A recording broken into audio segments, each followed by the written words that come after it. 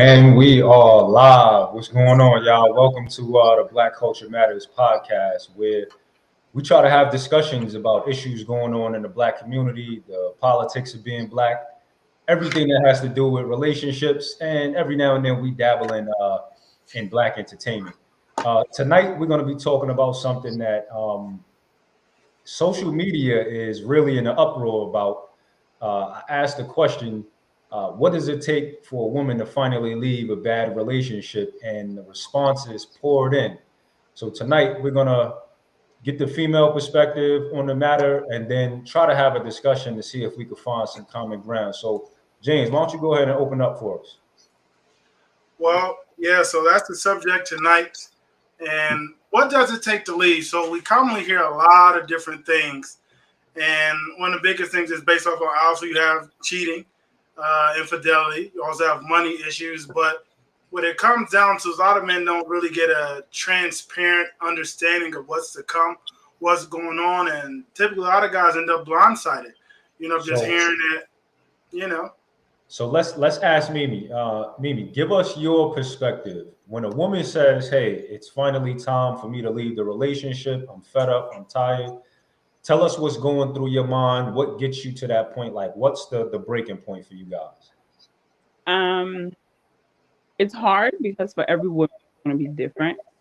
But I will say for me personally, it takes a lot because I give people a lot of like grace and a lot of time to grow and learn, like a lot. I like that word. Yeah. And from my experience, it's just it gets to a point where it's like me personally, they do something that's like so wrong that what are those things what are some of those things? Well, give me your top 5. These are the worst violations that you could possibly do. If you do this, I'm out of here. Cheating is definitely one. That's number 1. That's one. Okay, go ahead. Having a baby, is that like, can that be combined with cheating, or like that's an extension of it? You don't always get the baby as the byproduct, but yeah, that could be an extension of it. Okay, so cheating, lying, feeling abandoned. That's 3. Like not pulling your weight in the relationship, 4. And just being, I guess, physically abusive. I never had to experience that, so I didn't really think to put it on my list, but some women do. Right. So physically abusive can be number 5 for me. And so if any combination of those things happen for you, that's drawing the line. Now you said cheating is number 1 on your list, right? I'm gonna let James jump in, but I got something I want to ask you about when it comes to cheating, because I hear that a lot. Like most of the responses that I was getting to that question is a man is cheating, a man is having a baby, a man is messing with other women. That's pretty much the most common response that I've gotten. So James, go ahead, jump in, but I got a question for you about that. One of the things I noticed you said was a guy's not pulling his own weight. So are you referring to 50-50 on the bills, clean up around the house? Like, what do you typically what do you typically experience and heard from other friends when it comes to a man not pulling his own weight? It's like, one, you don't have around the house. Like, I know someone that's like it's a boyfriend and girlfriend relationship, but they're living together. So I don't want to call it marriage because they're not married. And she literally does everything. She cooks, she cleans. They both work. She'll come from work and we'll have to like deal with the household, cook and clean and do everything still. Does she take out trash? I don't know, but probably not. Does she cut grass? Huh? Does she cut grass? Because I'm asking you, you said she does everything. This lady probably be specific. Does she do everything, or does she do cooking, cleaning, that type of stuff? She probably can't cut her own grass. I believe that. No, I'm not saying probably. I'm saying, is that what's happening, right? Is the man not doing nothing in that scenario? Nope. If you're okay. Well, let me ask you this. Got a real bum.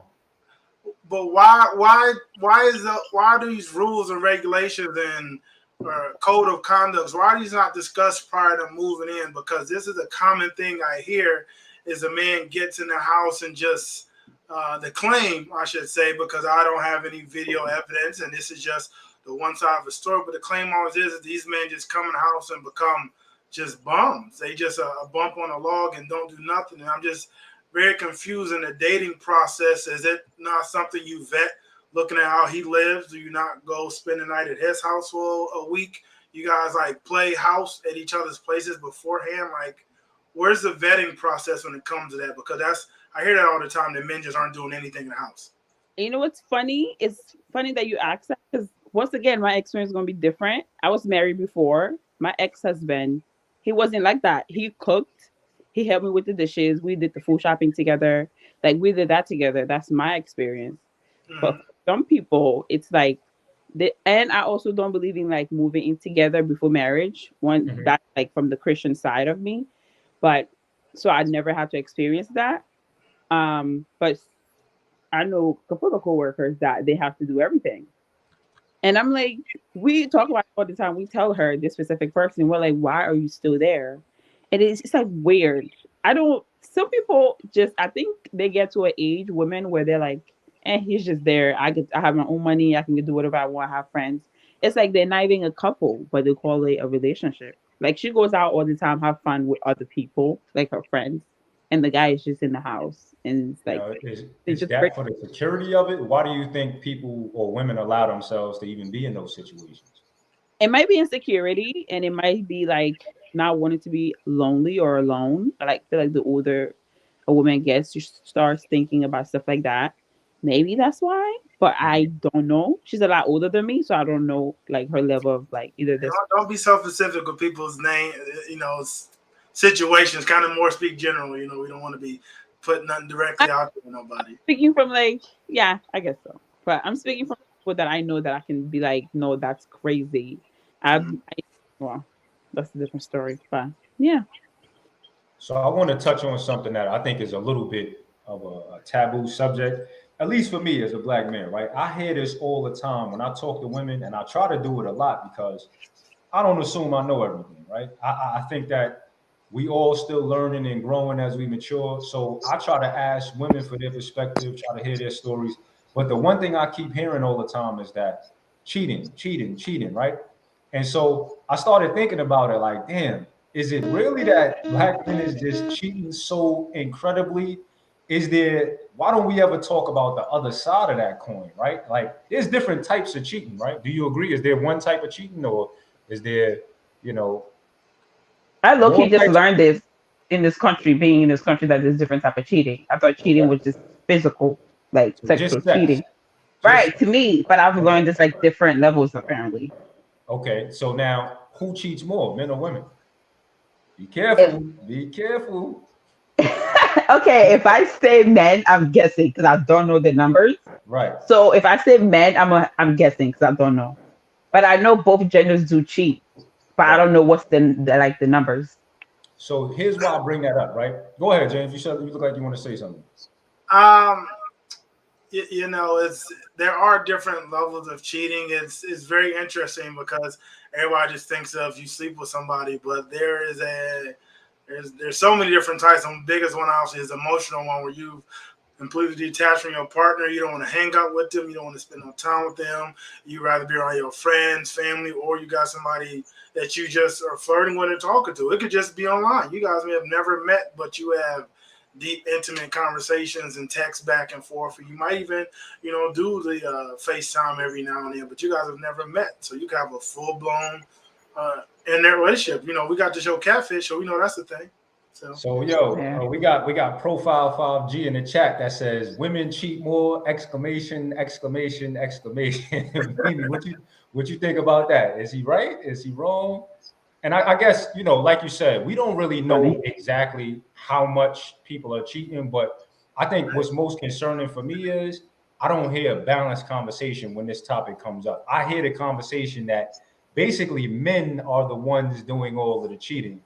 But I did some research, which is why I asked the question, because I wanted to touch on it. I wanted to see if this is true or not. So what do Oh you my. think? You think profile 5G is right? Women are cheating more out here?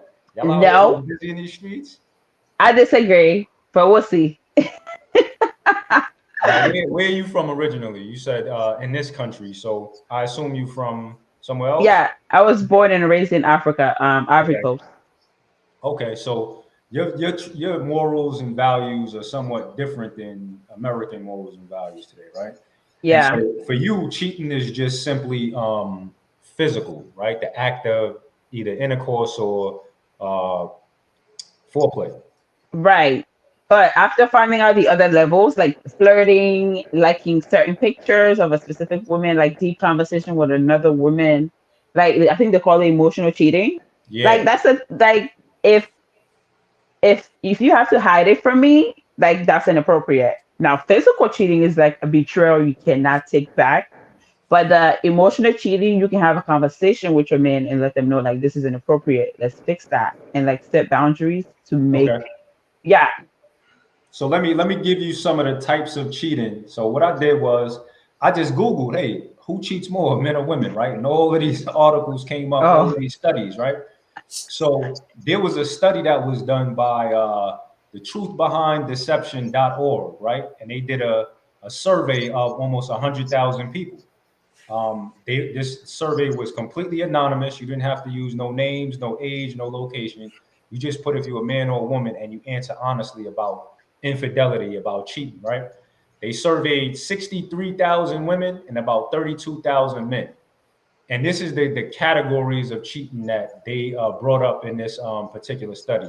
You have an emotional affair, somebody you never had physical intimate contact with, but you might be talking to, relying on, blah blah blah. One night stands with somebody, which is just a one and done, one hitter quitter. Online dating, going on online dating sites, maybe interacting back and forth with people. Cyber sex or sexting, we know niggas is out here sending D pics all day. Uh, Cheating with somebody your spouse knows, meaning it's a multiple time thing. It's not just a one time thing. Bored with your sex life, problems in a relationship, or to get even with your spouse. So those are all of the different categories that they asked men and women. Have you ever done any of these things? And I think you'll be surprised by the results. I think you'll be surprised. I think uh, it's not what we talk about, and this is why I think it's important to have this conversation because if we could get past pointing the finger at one another, saying men cheat more, women cheat more, maybe we could have like real conversations about what improves relationships, what makes them sustainable, all of that, right? So let me read to you the numbers, right? Women who said, I've had an emotional affair, 90% or 57,000 said they've had an emotional affair. Had a one night stand, 53% or 33,000 said they had a one night stand. Used the online service to cheat on my spouse, 25% or 16,000. Engaged in cyber sex, 40% or 25,000. Cheated with someone my spouse knows, dirty dog, 43%. geez. 43% or 27,000. Cheated because I was bored with my sex life, 34% or 21,000. Here's what the men had to say. Had an emotional affair, 77%. One night stand, 71.9%. These out here one night standing it up, boy. Uh, Used the Wow. online service to cheat on my spouse, 20%. Cyber sex, 30%. Cheated with someone my spouse knows, 22%. And bored with my sex life, 26%. So it seems like women are having more emotional affairs, which is something you said you're not familiar with, right? That's not cheating in your mind. So you had Yeah. girlfriends while you were married that you spoke to about intimate topics, or was that a no-no? Emotional, is that like you tell someone else, like is it a guy, Your something work you husband, your male best friend that you confide in when you have problems with your husband, or some male friend that been wanting to get with you for a while, but you kept him in the friend zone, and but you talk to him all the time, and y'all, he's the shoulder to cry on. no, when I'm in a relationship, I feel like I'm probably one of the few. I'm like very tunnel vision, is that the word? Yeah, And people, my friends tend to say, yo, when you get a man, it's like you disappear. Like you don't good woman. like no, it's bad and good because you do Good need a woman. balance. Right. But they're like, yo, you're weird. Like we never see you, and it's like all about that person. And they'll make plans, and we're like, oh, what are you doing? I'm like, oh, I have plans with Bay, or I'm doing this with my man. They're like, yo, you're mad annoying when you're in a relationship. Yeah. So And I tend to like find men that are like we talk about everything, like from like the nasty stuff. We're like comfortable just talking about anything and everything. So I feel like I had a good experience. So I don't think I've ever did emotional cheating, if that's what the definition is. Yeah. So 90% of women, 70% of men say that they talking to the opposite sex. They confiding in them, using them as the shoulder to cry on. One night stands is a big deal. Men have 71% of men said they had a one night stand, but 53% of women said they had one night stand. That's a lot of women having one night stands, just like men. Considering, Wait, let me ask you this, right? As a woman, do you think it's easier for you to have sex with any man that you want, or do you think it's easier for me or James to have sex with any woman that we want? I think it's easier for us to have sex with anyone we want. Okay, why? Because I feel like I don't see men rejecting vagina. Is that, can I use that word on here? You already did it now. You out there. Sorry. I don't see men, even if they like, I've heard men say, like, oh, I don't have to be attracted to her to have sex with her. So I feel Right. like if a woman wants to just give a man vagina, he'll take it and not ever have to talk to her, speak to her, not to have to like do anything with her. So I feel like it's easier that way. But the other way around, it's some, but I don't think it's as much. What Yeah. say you, James? What you think about that? She's definitely right. Men definitely have to put in the work to get it. Women hold the key to access to their body, so you can you can plan an elaborate date, rooftop dinner, first top, roof Chris, whatever, horse carriage through the city. You can do it all in the first night, and she could say thank you and go Yeah. home to herself. So you have those types of women. Then even if you go to a club, one of these. Uh, Low end clubs or just places where people just out here and they wild, you still aren't guaranteed no matter what effort you put forward. But if a woman just was like, yeah, I'm horny, I'm about to go find me a man tonight, it don't take much. As I've heard a woman say on social media, men are cheap sluts. And it don't take much. And I thought it was funny because if like she said, women you gotta be super attractive. A dude like, Yeah. it's been a minute, man. I've been out here kind of dry. Let me go see what happens. Yeah. That's the double standard, right? Is that it's much easier for women to have extramarital affairs with men than it is for men to have extramarital affairs with women. But men are opportunistic. So if you present me with the opportunity, that's why 77% of men said they had at least one night stand, because if you don't have the opportunity to have a one night stand very often, and then you get the opportunity, are you likely to take it or to pass it Yeah. up? Right. Right? Wait, and do you guys count one night stands as cheating? Like, would you guys be easier to forgive a one night stand or like something that happens over and over again? Like, which one would be easier for you Listen, guys if a to man forgive? have a one night stand, I can forgive it. If a woman have a one night stand, blasphemy. Okay, James, you.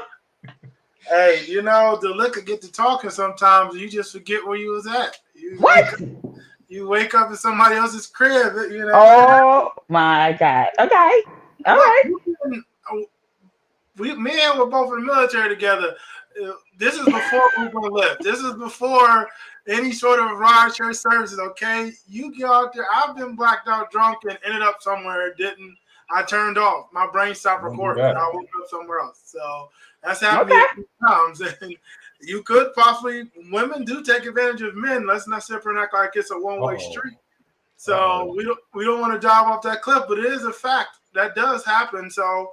But men usually don't take it that way, don't see it that way. Like, dang, they just like, I hit that, and they try to run out the house. They're not looking. A woman obviously may feel the opposite of that situation, but yeah. So we're talking about one night stands, right? But we also talking about whether or not it's easier or harder for men or women to get sex, because this cheating thing is a big deal, right? So let me give y'all some more research that I did, right? So they were saying that a man is opportunistic, right? So if a man is presented with an opportunity to have sex with somebody outside of his partner, Right. more than likely he's going to take it, especially when he's younger, in his early Yeah. 20s, late 20s, early 30s. But as you mature, you kind of mature out of that. Hopefully, you mature out of that way of thinking. But with women, because they have so much access to men and sex at their fingertips, really, because so many men are willing to give it away, cheap sluts, as you say, it's worse for a woman to have an affair because they're planning it out. They're going through all of the steps. Whereas a man might be in a club one night, might be drunk, might get the opportunity presented to himself, and it's just a spur of the moment type of thing. What you think about that, man? Do you think it's worse to have the one night stand because you drunk and you just had the opportunity, or it's worse to have planned it out, sneaking around? You know what I'm saying? I feel like planning it is worse and it hurts more because I've experienced this and I feel like, yo, you have to lie to me. Two, you really have to like put in time with this other person because you're like planning things and like doing over and over again. And when I finally find out or when you tell me, it's going to hurt more than like, oh, I got wasted and like it happened and I don't even remember. That's forgivable. That's a little bit, it's gonna hurt, but it's a little easier. It was like a mistake and you're never gonna see this person again. But when you're planning it, feelings goes into it. That's when there's emotional cheating there. And then you're physically cheating with this person.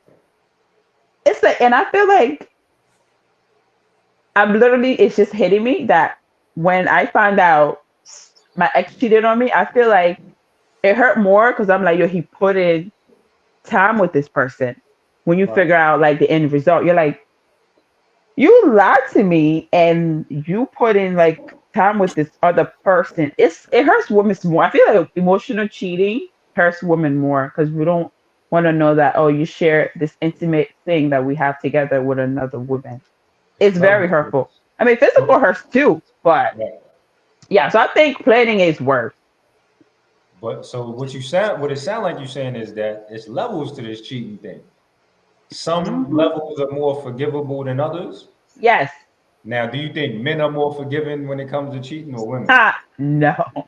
I don't think men forgive. I don't think they forget or forgive.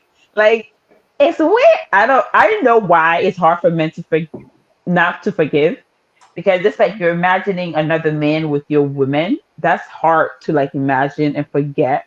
There you go. It's different. We have different body parts. I don't care what anybody said. It's just different. It works different. Right. And spiritually, emotionally, it's different. So I think it's harder for men. I don't even no, it's harder for men to forgive for sure. What you think, James? Can you forgive that type of because think about this, right? As men in relationships, sometimes you might slip up and your expectation is that your woman is going to forgive you. So if Hmm. she slipped up, would you feel like you could forgive that, or is it done? To be And if so, truthful, why? me, person who's been through therapy, a person who's really taking the time to understand humans and who we are and what we are. The truth reality is, I would try to forgive. I would go to Right. counseling and go deep into some of the things. Hello, we got an extra person on. I What's will going go on, deep Mr. into. Jason? Yep. You got to I unmute will, yourself. Go ahead, James. yeah, I will go deep into trying to figure out what we could do if we can move past it. Because what I think Could was you really move past it? yeah, You, I'll go James. deep. You. The thing is, I could move past it. It would take some time, but I can move past it because what I think Could was you really move past it? You, James. You. the thing is, I think it's inherited. Yep, I got it. You, James. There we go. I think it's inherited. Yep, I got it. Give me one Because second. TV. Yeah. All right. I think we're good to go now. All right, go ahead. What you saying? Okay, got it. What I was saying is that It feels like there's an echo. is it echoing now? No, the echo's Yeah. out. You can only have it streaming on one device at a time. If you have multiple or the phone is close, it'll give you that feedback. All right, we good? I think so. Go ahead. Okay. So yeah, what I was saying is I would try to forgive because I think when you're looking for a long-term commitment, a long-term relationship, if we talk about consistency and the different phases that humans go through, the different emotional changes we go through, to expect somebody to have a consistent track record for the next 10, 15, 20, 30, 40, 50 years until death, I think it's actually inhumane to think that somebody isn't going to get disconnected somewhere in their relationship. Because as my father taught me, he said, watching us grow up, you notice your children changing about every 4 to 5 years. Once that 10th year hit, they're a different person. And then if you start seeing them changes, so it's like a wave when you develop different things in life. I could think about what we were just talking about earlier. I'm not going out getting plastered, blacked out, drunk when I first turned 21 in the military, fresh back from a deployment, 7 months out. So that I'm a drastically different person from when I was 22 versus 32. We're not even close to the same. So that alteration in my lifestyle, my woman may have some issues with it. Maybe some hobbies and some things I used to do that she liked I'm not into no more. So she develops a bit of a disconnect from me because I'm not the same man I was when she met. So I think relationships go through phases, they go through seasons, they get deeply connected, and other times it's just like we're roommates and we're partners because we got to look at the longevity, retirement, we got kids to raise, and that can happen. I think we need to be more human and look at humans the proper way when it comes to relationships because you're going to mess up. And I think I have a question. Yeah. Go ahead. I have a question for you, James. So Yeah. you would take the same process and the same step if it's a cheating that was planned out, like an affair kind of thing. You would do the same thing, At this like day, a at this day and age, yes, because there is, as bad as people don't want to believe it or feel that way, there is a reason why your partner is looking for attention somewhere else. And it has to do with your You just actions. said justified cheating. Better watch your mouth. It Justified cheating. ain't about justifying. It's about, I don't think people really, like a job, you do an annual evaluation to see where your performance at. Some jobs do them semi-annually. Where's your performance at? Are you hitting your goals? Are you hitting your marks? And we don't do that in our relationships. And people go years just disconnected. Let's bring Paula into the conversation. Huh? Hello, everyone. What you Hi. want to add to the conversation? So, yeah. I mean, you guys had some great points. I was like in and out for a second. I think there's no reason to justify any cheating. I think that, before it even gets to that point, I think couples should be able to sit down and discuss their issues or things that they disagree with or things that they don't see, that they're not seeing eye to eye on before they even take it to that step. If you go out and cheat, that's something that you decided to do on your own. You can't really place that on the other person. That's like a personal choice that you made. Okay. Yeah. So let me ask you this: did you see the section where I was reading the stats from the self-report study that they did of almost 100,000 people? I did. I watched that. Okay, so basically, what that says is men are more opportunistic when opportunities to cheat come up. Mm-hmm. So if they have the opportunity, especially younger men, they're more likely to take advantage of it because they might not have as many opportunities as a woman has. Okay. You as a woman, you could walk outside tomorrow and say, hey, I want to have sex, and you'll have 100 people lined up ready to do it. But as a man can walk out and do the same thing and not get the same type of response. So when they get the opportunity, they're more likely to take it. What's your thoughts about that specifically? Are men opportunistic, and can that be understood or forgiven, or is that like there's no turning back? I think it's a basis to basis thing. I think it all depends on what's a deal breaker in a relationship, like what a woman can tolerate. Okay. Me personally, like I come from a different culture. Also, Okay. I'm from Honduras. I'm Afro-Latina. So, um, we were raised a little differently. So tell us about what that is specifically so we have some context. Okay, so pretty much, and I'm not saying this for all women of, Afro-Latinos or people from different cultures, But like when I grew up, women were more subservient. Okay. They were women of the house. You take care of your spouse, you cook, you clean, and the husband is the one that brings home the bacon, and the woman serves the man. So it does not really mean that, okay, a man can go and disrespect his family. It just means that you kind of look up to your spouse. Okay. And so growing up, a lot of women did tolerate that because the man brought home the bacon. Nowadays, 2022 or whatever, women are more independent, and you know they're out there making their own money. And Right. so for that reason, like they don't tolerate a lot of that type of stuff. Not that it should be, but you know um I just kind of think that it's just it depends on what a person can tolerate. Sure. For some women, there's women out there that cheating is not the end all. They're not going to end their marriage over that. For some women, they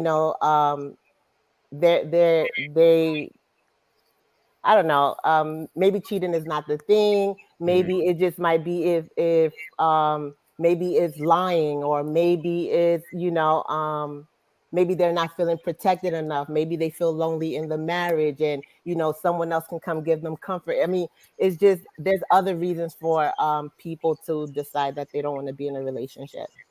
All right. So do you or Mimi, do y'all make room for the fact that men and women are different? Men and women Yes, are, yeah, men and women are different. I mean, women, like, very. they think differently. I mean, you're talking about two people coming together that think very differently. You're bringing Right. two species together, and they think completely differently. So that's a challenge within itself. So you have to be able to find the person that you feel you can go through everything with. So let me throw this out there, and then James, I want to go to you. Right. Men and women are different. We all agree on that, right? Right. Yes. For thousands of years, men have always wanted more than one woman. But in 2022, men are expected to throw away the thousands of year history and just adapt to what's happening today. James, you touch on that. I ain't gonna touch that. Touch on that. You know, it's an adaptation that men are attempting to do, and it's not working out. If Not we want working to well at be all, right? if we want to be real about it, with me, I've traveled work, I've been in field services, so I've been around the Midwest quite a bit. That might be my district has opened up even more. And what I tend to see is that it doesn't really flow because there's a drastic difference in just lifestyles, hobbies, interests, and passions. And some of the stuff men and women are into, the opposite sex can't stand. Like for me, I'm a car guy. I will waste an entire beautiful 75-degree, partly cloudy summer day in the garage, sweaty, dirty, swapping out a part of my car. A woman, like, she ain't gonna try to sit out there with me. She like, can we go out to eat, go to the park, go do something? She not trying to hear it. That could become a conflict of interest right there. And so with me being around and seeing other people, you just notice like people just like they're partners because that's how we get ahead. We're partners. This is like a legit business operation I've seen from other races because retirement ain't cheap. Building financial stability is not easy to do as an individual person. I think a lot of people look at their marriages as that such, and they put rules and boundaries in, and they kind of do what they want. Because I definitely was on a roll with dudes, and they go to strip clubs. I don't know if y'all remember a place called Tilted Kilt. That was a wild restaurant thing. I don't know what that was, but these are committed married men, and they're just constantly dealing with other women and being out and about. But I think they have, codes of conduct how they act. I don't think it's normal. I don't think it works. I think Shavar, you could touch on this. There's a gland I think in a body that makes men more sex driven and makes men want to have sex more often. They're capable of having sex a lot more often than a woman. So monogamy in itself is strenuous on women because I can go multiple times a day, and you maybe two at the most three, you might get burned out. you Well, know, three. don't put no limits on what they can and can't do because It people ain't are different. everybody. It's not everybody. I'm not gonna sit up there and act like it's everybody. It's definitely there's men who have low sex drives as well. So and there's men and women who are both high and they're balanced out and they're great. So that does come apart with a lot of relationships, and I've heard that a lot from women is that my man is too horny. He wants sex too much. Like all he care about is my body. It's like why you and that So be confusing. let me jump in, man. Let me make a couple of points, right? One of the things you said is there's a part of the brain that is different in men than it is in women. Now, this whole conversation is not supposed to be about cheating and strictly whether or not men or women could be faithful. The conversation is about the things that we hear as men from women Right. that say, hey, when I've experienced enough, it's time for me to leave. But the number one thing amongst all of those, that list of things, even on Mimi's list, was number 5. And Carla, I'll be interested to see what your top 5 deal breakers are. Like, once you do this, it's over. But let me say something about cheating real quick, right? In men, there's a part of the brain, and I know before I even say it, nobody cares about science, none of that shit, right? But I'm gonna say it anyway. There's a part of the brain in a man called the hypothalamus that's almost 3 times bigger than the hypothalamus in a woman. The hypothalamus is what controls your sex drive, what controls our testosterone levels, what in a healthy man drives him to want to reproduce at a very high rate. So that's number one. Then number 2, we talking about cheating, right? Most women that I know say, amongst other things, that their relationships fail because men are cheating. So if you go back to my example, that men been this way for thousands of years and they're still this way today, is that really a valid reason for a woman to be fed up? Is it naivety on a woman's behalf to think that men are going to be different than we've been for the majority of time? Or what's your perspectives on that? First I have a off, question real quick. different, and then is it naive to feel like that? Go ahead, Mimi. My question, real quick. My question is that what is the reason that men wait? Have any of you, both of you guys, did any of you guys cheat before in like your relationship? Did you I cheat? did. You did. I actually have not. So I have not. Okay, so you cheated once, and what was your reason for cheating? And moving forward, do you think like that would be a good reason to continue to cheat in like a relationship? It's a great All right, question. so can I be honest right now? Yes. Okay, so this was in my 20s, right? Okay. I was in a relationship. I cared a lot about the woman that I was in a relationship with, the women that I were in relationships with. But Okay. when I was out the house and I was doing what I was doing, I didn't think about them. It wasn't like I'm intentionally going out and saying, forget my relationship, I'm gonna just go do what I want to do. It was 2 separate things for me. So it's not like I cared any less for them because I was cheating on them. When I was very young, I didn't have the discernment to make to differentiate between, this is my relationship, there's boundaries in my relationship, there's things that I can't do, versus what I have now. Now I have a lot to lose. Now I have so much more invested that I wouldn't make that choice even if it presented itself to me. But back then, it wasn't like I was thinking about, all right, when I go out, my girl, and nah, when I go out, I'm having a good time. And if the opportunities came to me, Yeah. unfortunately, most men are gonna take them.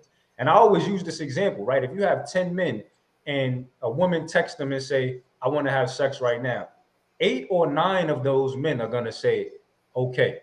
You're gonna Yes. have 1 or 2 that's gonna be at a point of, whether it be experience, maturity, whatever it is, they're going to be in a position where they're going to be able to say, you know what, I would love to do it, but it's just not worth it to me. When you younger and you a man, sometimes you don't make those, you don't differentiate. You just say, oh, it's an opportunity, I'm going in. Pause, not literally, but yeah, you just say, I'm going It's to take it. crazy.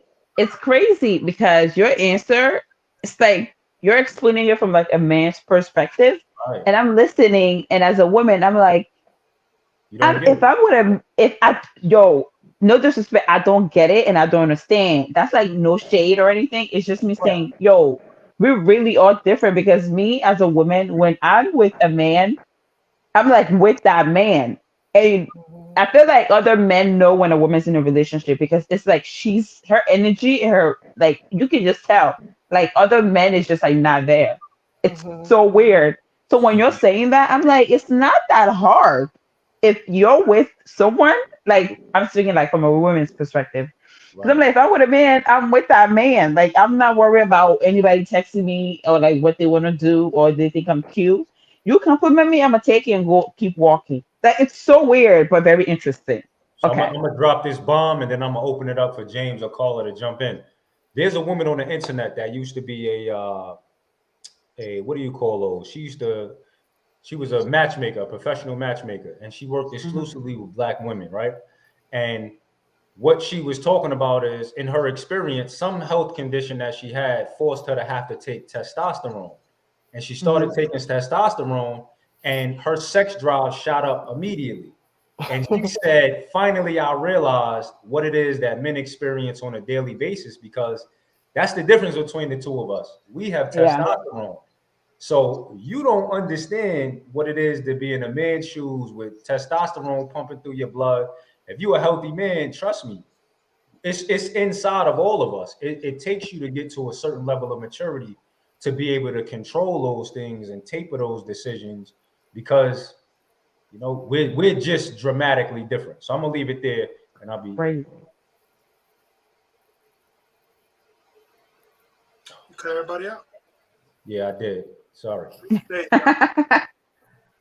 All right, she go ahead. I'm chilling. I was gonna say, James, any comment on that one? The testosterone thing, that is a real thing with men. I remember just being in the military, heavy working out. There's some times where you gotta do something. Like you gotta go run, you gotta go work out, you gotta hit the gym. Like it's sort of like taking, I don't know, whatever the strongest coffee I've ever drank. Like it's literally like just having that randomly hit you at random parts of the day, depending on how your workout schedule is or your routines is in life. So that can really affect you, a man, significantly. And when you're in a committed relationship with a woman, you have this beautiful woman you're with, y'all are dating, y'all are having fun. Like you just become, there's that physical attraction, that lustful desire is a real thing. And a lot of women complain about it. It's like, but your man really wants you. He's looking at you completely different. He desires you so much, so often. And a lot of women think that's a negative thing, or they think all we care about is sex. But it's like, no, it's literally a chemical in our brain. It's just making us literally just want you all the time. So, How old were you when you were in the military? I was 19 to 22. Okay, so what I'm hearing here is that you yourself, you and Shavar, you guys were really young when you guys were, out there cheating and messing around with different women. That's what I'm hearing. I'm not making an excuse for this, but I think that, and then I also hear that you guys are now mature. You guys are older now, and so you guys make wiser decisions, and you guys are looking for you guys are in more serious committed situations, or were in serious committed relationships. So, but what causes men to continue doing this after they hit a level of maturity? Well, I mean, every man is different, I think. I mean, Yeah. listen, me being able to discern between a good decision and a bad decision is unique to me, right? Based on my experiences, what I've been through. You might have another man who his experiences are different. The consequences that he's faced has been different. The things that he's enjoyed has been. It's not universal, right? It's not like, hey, you hit age 30 or 31 and automatically you stop cheating on women, right? What I'm trying to bring to the table is that we're talking about it takes a lot for a woman to finally leave a bad relationship. And the number one thing that women say as the problem is cheating. What I'm trying to bring to the conversation is that we have to start talking about things like cheating in a very realistic way. And I think, Mimi, you said something really interesting in the beginning. You said you could forgive a situation like a one night stand if you go out and you just mess up, Yeah. right? Versus if you are planning dates with this person, if you are talking to them for an extended period of time, if y'all are engaging in a side relationship, to you, that's like a deal breaker, right? It's very hard. Yes, that's a very, very It's just it's like that means if you want to just leave and then go be with that person.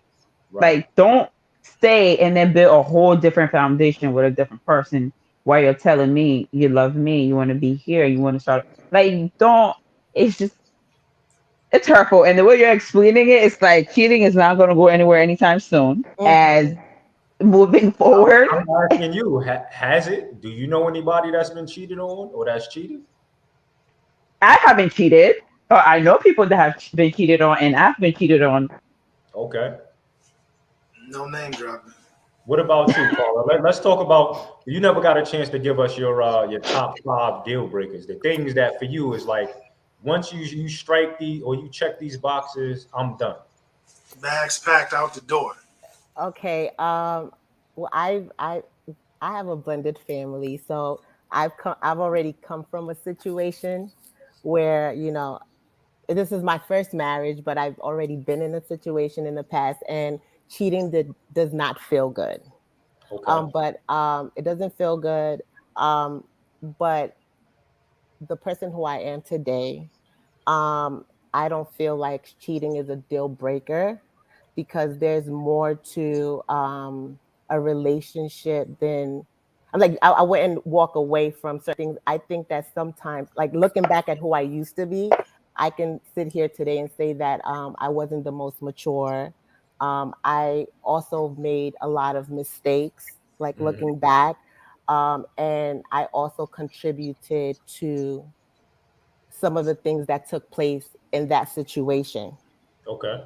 Okay, just me taking accountability, and also I haven't really sat down and thought about, okay, what's a deal breaker for me, because I haven't experienced Right. cheating firsthand. Like I haven't experienced that here in my marriage, Right. or where I physically saw it, or where I can be like, okay, listen, I haven't experienced that. But coming from where I was, I know that sometimes, like as not just as a woman, but as people, sometimes we commit errors or we do things and we don't see our faults or how things could have possibly taken that route. And You're gonna get in trouble with the female viewers. You sound like you I mean, can't I'm good because I ability think things not being right. I'm gonna be honest. Like honestly, like this is just me being. Sometimes people don't see where they go wrong. Like I'm just like in a space right now where I'm figuring me out. You understand? Right. And it's important for not just women or men. I think it's important for people to figure themselves out, because when you come into a relationship, sometimes you come in. Well, a lot of times people come in as half people. Right. So when you're not whole and your partner is not whole, in the beginning, everything is all great, everything is lovey-dovey, y'all having great relations, y'all going places, y'all doing things, the sex is immaculate. But then when y'all reach like a hard place, 5 years. everyone yeah, everyone decides that they want to part ways, and no one takes the time to figure out, okay, what did I do wrong? What are some of my flaws? No one looks back at who they used to be. Right. And so I'm just speaking from like a perspective of where I am today. And I can't really say, cheating is a deal breaker, because sometimes as women, we contribute to certain things. Just as I'm not making excuses for men and the things that they do, but sometimes we don't see what we do. Our emotions take like over. Sometimes our emotions like take over, looking at things from a logical perspective. And And I think so that's fair. and Go so ahead. I That's fair. so just and this is just me coming from a previous relationship. Not to say that that was like the best, but I can look back at that relation before, when I was immature. I'm like, okay, he did this and he did that and he cheated, and he did all of this. But when I look back today, I can see many things that I did wrong as well. Right. Sometimes, like, there were, just to like kind of talk about some of my flaws, there were moments where I emasculated him. There was times, and like this is big, like there was times I disrespected him, like called him out his name. I mean, I was reckless. But today, in my marriage with the person I'm with, like I try my best not to do any of those things. And it's worked out pretty well for me. I mean, we don't have like the perfect marriage, but trust me, I don't do any half of those things to the person I'm with, and it's gotten me further. It's gotten us further in life. Right. And I see that, you know, me being supportive and me, you know, standing by him and standing beside him and, you know, just being there. I mean, of course, you know, if I feel some type of way, of course, we're going to talk about it. But, you know, I try to make sure these days that I don't repeat the same things I used to do back in the days. So I just think that sometimes, like, as women, it's important to take accountability for the things that we do as well. And I'm not blaming other women out there, you know, for the things men do. I'm just saying that sometimes it's so hard for us to look at what we do to contribute to the direction the relationship goes, whether it's good or whether it's bad. So I'm a refer back to something that I reference a lot of times when we talk. I'm reading this book. I don't know if y'all can see what the title is, but Black this is man's a very guide. yeah, the Black Man's Guide to Understanding a Black Woman. This is a very controversial Oh, by book Oh, who? that's a by good Shahrazad sounds Ali. like a good book. Oh, I gotta find that. Yeah, we This gotta is get a that. very controversial book. It was written in the 1980s. Mhm. I think 89 it was published. And this lady was Interesting. ridiculed for saying a lot of the things that you just said, Carla, right? And I think Mhm. that what's important, in my opinion, and James, Mimi, I'd be interested to hear y'all perspectives. What's important, in my opinion, when it comes to relationships between Black men and Black women is that if we can all step back and start with neither one of us are perfect, Mhm. if we could get past the fact that I do mess up sometimes, I'm not the one that's going to make all of the right decisions all the time.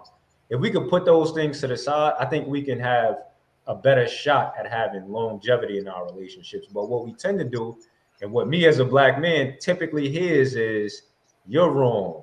You did this. You did that." So let me just read y'all something from this book real quick, and y'all tell me what y'all think about this. Says Black women don't consider having peace with a Black man as something that would bring satisfaction in their life, or that their relationship is an important section of their lives that needs improvement. When she considers what it would take for her to be at ease with the Black man, she thinks of all the changes she wants him to make to get in line with her ideas of a relationship. She's not very negotiable about making any changes in self. She cannot see how her own behavior problems contribute to her problems because she thinks that whatever she says or does is absolutely correct. So you just touched on a lot of that, Carla. Mhm. Mimi, what's your perspective on some of the things that Carla said, and then what I just read? I feel like she just kind of described me in my like old relationships. Low key, I'm not even gonna lie. Yo, this is every woman that I ever spoke with. She just described me. So Mhm. Yo, that's crazy. Cause she put it in words that I wouldn't know how to put them together to make sense. But that's literally okay. So I agree with that statement 100%. And a lot of the time, I'm gonna speak for me personally. I know for sure that there's certain things, or the way I react to certain things, or the way I speak to my partners in the past contribute to a lot of our problems. Now, not saying that he's not in control of his own choices that he makes, but my reaction to certain things or the way I speak, because I know me, I've gotten this like all my life. My mom told me, my exes would tell me, my ex-husband told me, they're like, yo, you have a smart mouth and like your words, you have to be careful how you speak. My mom been telling me forever. I'm like, mommy, that's not true. Like, I get it from you. We like are very blunt when we like in our culture or in my family at least. We're very blunt. We just say it, and we're mhm, like, because it's true. We don't really care how it's delivered. I'm like, I've been hearing this so much. I'm like, oh yeah, this is definitely bad mhm, because especially in a romantic relationship, you have to watch how you put certain words together and like say it to your spouse because when they do it to me, when they say certain things to me in a certain way, one, I'm like, that hurts my feelings. I don't care if it's true. right, And then two, I'm like, okay. So I do have to work on it. I even talking to my siblings, my friends, I'm like, it's a practice. I'm like consciously thinking of like how I'm gonna say the truth, even though it's the truth, it's gonna hurt, but say it in the way where it's like But not so blunt. yeah, can I say something Yeah. like when I grew up like in a culture where everything was confined. You kind of only hung out with people in your own culture, Mhm. Yeah. people in your like your own, from your own country and stuff like that. Hmm. So my husband's not from my culture, but Okay. he opened me up to like different ways of viewing things. Right. And things that we didn't Mm. really necessarily agree on all the time because I came in with a certain set of values and Hmm. he came in with a certain set of values and stuff like that. But I think that you know over because he was like this open person, he's into reading a lot of books, that kind of, and I like that too. I think that it's important for people to you know kind of look at who they're going to be dealing with. Hmm. You understand? Like who you're gonna like who's coming into your life, like just kind of be aware and to see if you have a particular connection with that person. Yeah. That's one. And I think the biggest thing for women, I think for us, like women, um, and a lot of women are gonna agree with, many things, because it's, Hey, you have to speak up. You have to speak up as a woman. You have to speak up. You can't stay quiet about things that you I don't agree. like. You have to, but men are. I think internally, men are like teddy bears. You Mhm. understand? But they want to be praised for the things that almost everything that they do, you Right. Yeah. know. So like if it's even the way he eat, oh wow babe, I love the way you eat. you, like stuff like that. Oh, wow, you look amazing today. I love your haircut. Right. Men like to be edified. They like to feel good, or if they went out to work, when they come home, how was work today? Like those things I didn't know how to do before. And in fact, sometimes I think your friendships with other women, there are women out there, like another woman taught me these things. Poison. Right. Exactly. So it's important to like be careful, like the type of conversations that us women have with other women, because you can be having conversations with women that are really not happy. You can be having conversations with women that are miserable, women that may be jealous of your current situation. So they're giving you advice, negative advice Yep. about what just chopping your relationship to pieces only because they really wanted what you had, Yep. maybe Yeah. your home dynamic. And so I'm not going to say that I've learned and I'm experiencing this, or no, definitely not, but I've experienced situations with when people come and give you advice, and it's like looking back, it's like, dang, she didn't really have the best intent for my situation. You Mhm. understand? Yeah. I think that the best thing a woman could do for herself is try to grow. And it is not, no one's gonna help you to do that. You Right. have Yeah. to you have to love yourself enough to want to grow. And if your partner is not as mature or whatever, they'll get there, Right. In their because the own way you time. respond, the way you respond to your partner is going to cause him to possibly evolve. You know what I'm saying? Your love got to be big enough for your partner for you to grow. Right. So let me You let know, me add something to it. James, I want you to jump in with that quote that you always give me when you talk about a woman making a man feel 1,000 feet tall. I won't share the whole thing, but Yeah. I'll give it to you. You want me to tell you right now? yeah, go ahead. Okay, so so the quote is, a woman has the ability to make a man feel like Zeus or an earthworm. And what I mean by that is when a woman comes into a man's life, there is a space that she takes up. If you want to go biblical, you can say it's a rib metaphorically. And the thing is, that position of power that women have is not tangible. You can't physically put anything on it, but that man puts her in that position. She gets in that space, and she has the ability to affect the mood, energy, and the drive of a relationship. And what you commonly will find is that, like you mentioned, when you're speaking down on a man, you're talking down on him. That will kill his creativity, his motivation, his mhm. work ethic, and that can affect inside the house and out. you have to remember we are black men in America. It is not. We are technically public enemy number one if you want to be. If we want to be real about it. So we have a whole world to go out there and deal with. And when you leave a house with a woman who didn't say good morning to you, ignored you, has been talking down on you, you go out there very tense. You go out there with a very negative outlook on yourself. Your self-esteem is affected, your mood is affected, and that can cause you to do and act recklessly and irresponsibly out in public. So men have to be very mindful of that position that a woman plays. Cause I don't think a lot of guys realize it until they done gained 30, 40 pounds. They're messing up the money. They hair falling out, skin looking rough. They looking old. That's a real. I'm already over the hill, bro. It's a real thing, and if you put it in the aspect of the rest of the life, so people understand it. The way, and I drove Uber and Lyft before the pandemic hit. I was at like 3,000 rides. The way women speak to their men, they wouldn't speak to another man in any other position outside of a relationship. You wouldn't do it to a coworker. You wouldn't do it to a supervisor. You wouldn't do it anywhere else because it would have real world consequences. And I think that is on men's fault, where I'm not saying punish a woman, but if you allow a woman to talk down on you and you just let it fly, or you try to sweep under the rug, it's going to affect you. It's going to affect you because she's in a position of power in your life. She has influence in your life. So both parties need to be mindful of delivery of their messages.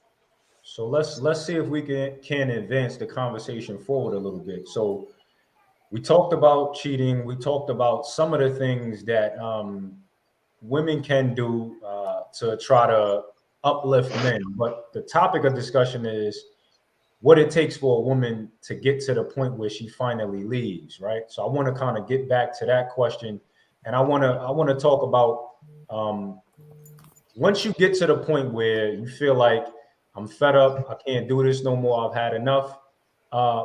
Is there ever a consideration about the decision in your partner or the choice of your partner? So I'm tired of this guy. He's cheated on me. He's lied to me. He's abused me. He's done all of these things. Do you ever consider the fact that maybe you saw some red flags in this guy very early on that you overlooked? I think so. I think like in the beginning, I think with any relationship that anyone enters, in the beginning, the signs are always there. We just as people, or speaking for myself, I'm sorry. Speaking for myself, I think that there are many things that I have overlooked. And so later on, a lot of challenges presented themselves, but it's not like I didn't know. Okay. I knew they existed because it's not like I was blind to what was there from the beginning. I think that people can tell you who they are, but it's more importantly, people show you who they are. Okay. You know, and those things, you always see those things. It's just the fact that sometimes you just don't want to pay attention. Not that you don't want to, you overlook those things.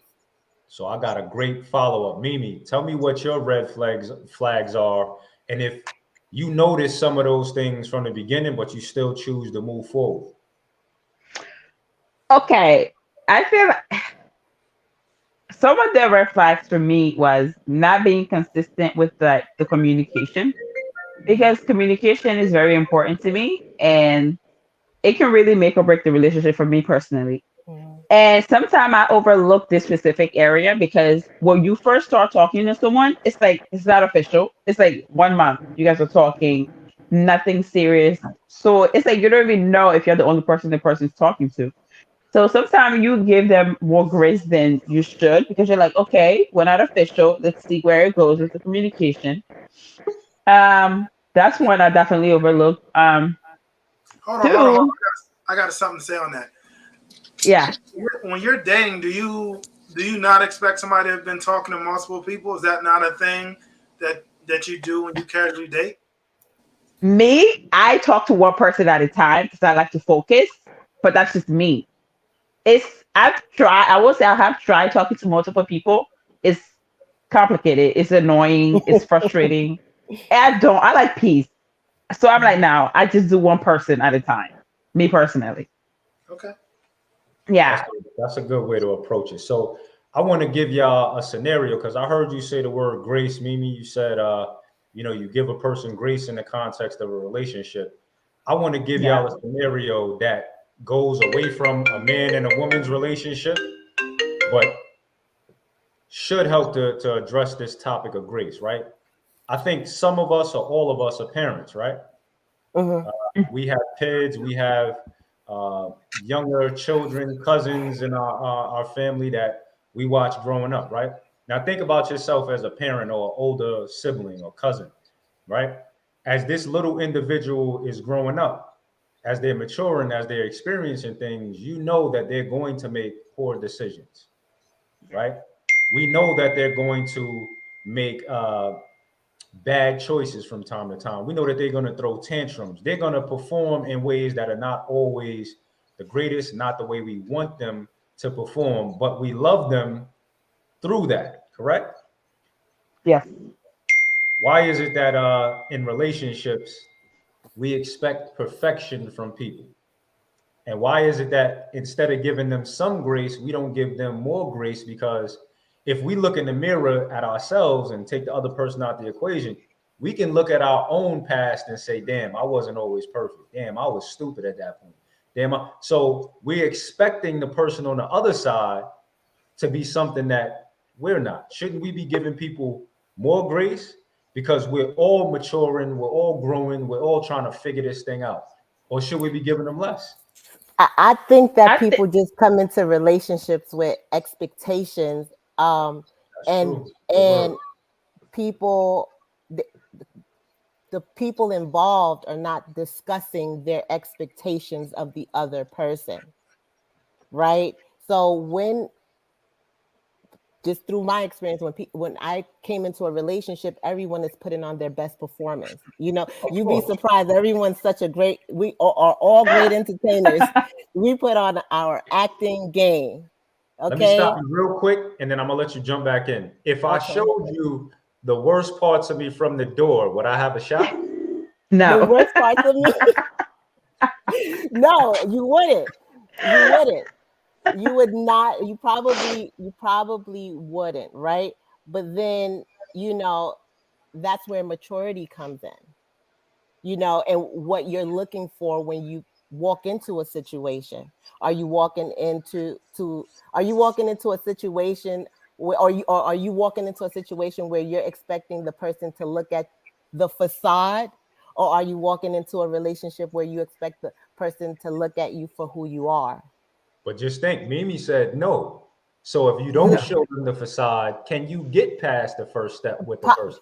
It depends, because you are what you attract. Oh, okay.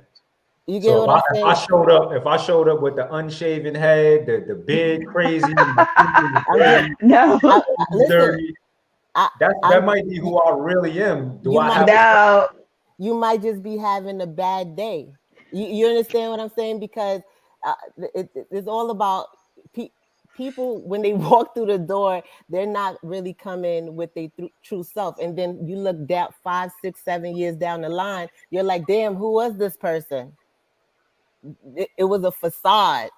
Yeah, You true. understand what I'm saying? And so everyone's shocked 5, 6 years down the road. I'd rather meet the person like straight up from the door. I have a good question though about this. Hold on, So Mimi. the F Christopher Reyes just joined the panel. Christopher, if you can hear me, turn your mic on at the very least. All right, go ahead, Mimi. my question is if we can put on like a show or an act for the first few months when you meet somebody new, like the effort that takes to do those things, to be polite, to like, make sure you plan your out, like look nice when you meet up with this person, say please and thank you. Where in the relationship do like all that disappear? You know what I mean? Like at what point do we just decide like, oh, we don't need to do any of that anymore? Like what Yeah, happened as yeah. you like what happens that we decide to be like, ah, okay, well, I'm used to this person, so now let me just throw all this away of being nice, of like giving them compliments and like doing things for them. Like We what take happened? we take things for granted. Bottom line, we take things and Mhm. people for granted at all times, right? If a person has been there, the expectation is that they're going to still be there, hey, you don't have to value it as much.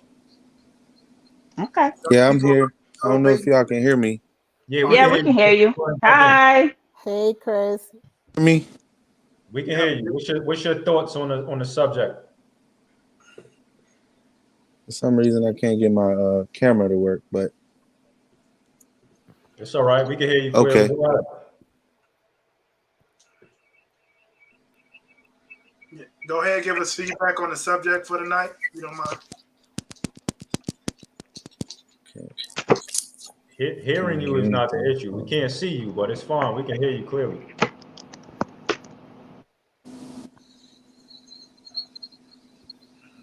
Hello? Yeah, What's wrong? we're here. All right, so we're gonna let him figure out his technical issues, and then we'll bring him in once he gets straight. So who wants to jump in? I have a thing. I don't believe what she said. You are what you attract, because the thing is, who wouldn't want to be with somebody who's on the up and up? Who wouldn't want to be with somebody who's got plans, got things going on? You're going to have somebody from the very bottom to the I'm having on some your technical difficulties. trying to come your way when you're you're a good person. So I don't really follow that, because that kind of, and essentially you're trying to you're either downplaying yourself, or you're downplaying anybody who comes to your life, depending on what level you're at or what you're working on. There are people bouncing back from divorces. There are people who bouncing back from abusive relationships. So just because somebody comes to your life while you're in those phases, going back to where you at, restoring your self-esteem, self-worth, there's nothing wrong with those people. They could see your work ethic. They could see you being dedicated and focused, and want to be a part of your life, and want to join on your train. So I never really liked that statement, because I've heard people kind of turn into a negative where I'm still working on myself, so I'm not going to commit to a man or a woman, because when I get to such and such place, I'm going to be able to have better options. I mean, I think those are two different topics. Like, let me just speak from my perspective, like where I'm at, right? When I first met my husband, for example, like I wasn't in the best space emotionally. I wasn't in the best, and this is, I'm gonna keep it 1,000, right? Because we having real conversations. I was not in the best space mentally. I was not in the best space emotionally. I was not, and guess what? That was my true self. He knew that. Right. I didn't come to him and say, hey, listen, I got this corporate job, and I want bags, and I want this, and I want that. No, I came to him, this emotional girl that just got out of a situation, and he was willing to be there. He was willing to be there. And so with him doing that, yes, he helped me overcome many things. And in return, and the love that I have for him, I edify him. I try my best to be there the best way that I can for him. And we work together, but all of that came with time. You understand? And the point of me saying that, sometimes you attract what you are or what you are not, or rather what you are not, is because if you are putting on your best show for someone in your life, that person is, let's say you come around and you're like, hey, I work this job and I make $150,000 a year and I drive this car. Is she attracted to who you are, or is she attracted to what you got to bring? Well, that's a man selling himself. That's a whole different ball game. Right. So that's the point that I'm making. That's the point that I'm making. Um, you want to be able to come with your true self.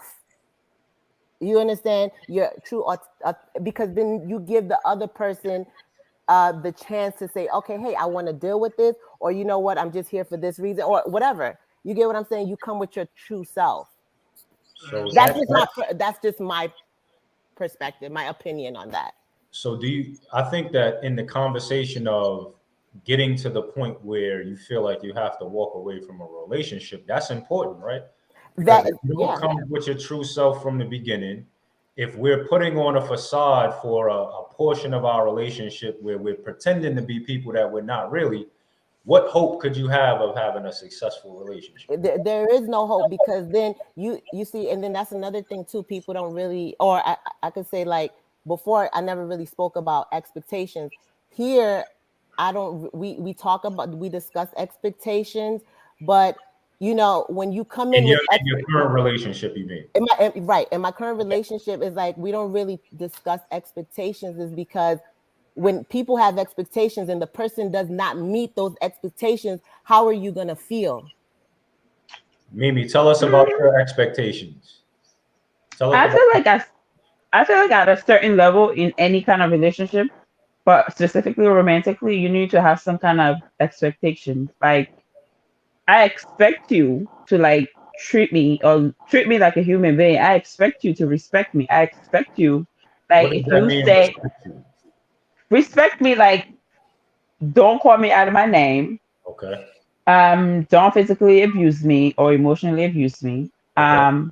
If you make a promise, keep it. If you don't, like acknowledge it, be like, oh babe, or if you can't make it to something or you have to cancel something, communicate that. You know what I mean? Like there's a way of like not meeting a certain expectation, and there's a way to communicate it where the person is not disappointed and like now they don't trust you. Right. So you should have expectations and you should have boundaries because they protects you and that person. Like I was my last relationship. He okay, culture difference too is very hard because he's American and want me, I don't curse now. It slips out once in a while, but I work hard to like work on my speech on purpose to not like use bad words. It's not necessary. So he will call me like, I guess Americans, some, not some, not all, some, they use the B word to call their women. Mm. And he's like, oh, that's just we people do that, and it's not. I'm not calling you the B word. It's just a term of endearment. What is the word? What is the word? Adornment, endearment. I Endearment. don't know. I Endearment, yeah. can't pronounce. I can't pronounce that word. But I'm like, no, I don't like it. Don't call me that, and don't refer to me as your H or your B. I'm like, I have a name or babe or anything else.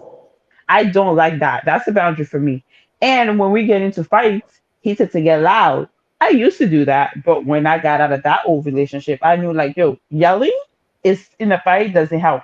And the other person doesn't listen to the other person. So I would tell him, I'm like, babe, you're getting loud and you're yelling, and I'm not going to listen to you unless you calm down and talk to me like in a regular tone.